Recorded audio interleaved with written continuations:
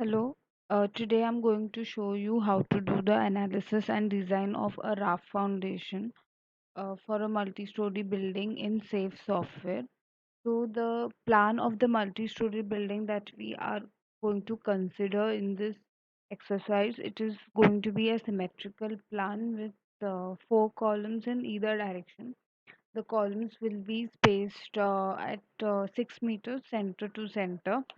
So let us start. First, we will go to File, then we will go to New Model.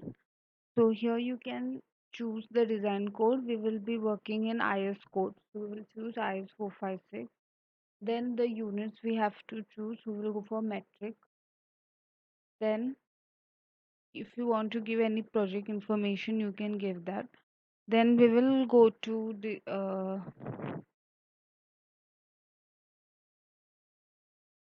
so the minimum cover we will give 50 because as per Indian codal provisions, the minimum code in footing has to be 50 so that we will feed. Then, since it is a raft foundation, we will go for grid only and we will develop the raft foundation.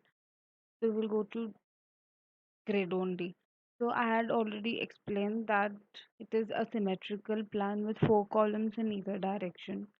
So, the number of grid lines we will keep 4466 and then we will go for OK. So, in this way, we have got this plan. Now we will first save this file, save, and we will give a name. Then we will go to define. Then we'll go to materials. We will add new material. First we will give the grade of concrete. We will give M30 and we will give concrete. Then the weight per unit volume we will give as 25 kilonewton per meter cube. The modulus of elasticity for M30 grade of concrete is 27386 Newton per mm square. Poisson's ratio 0.2 and coefficient of thermal expansion is 0.55 10 raised to minus 5. Now the grade of concrete is 30. So 30 Newton per mm square. We will go okay. We will go add new property. Then for the rebar HYST 415, we will select rebar. Weight per unit volume is 77 kilonewton per meter cube. Modulus of elasticity is 2 into 10 raised to 5. Then the yield strength is going to be 415 and 485. Oh, okay. Okay. Then we will define the slab properties. We will add new property. Slab 1 is there. Then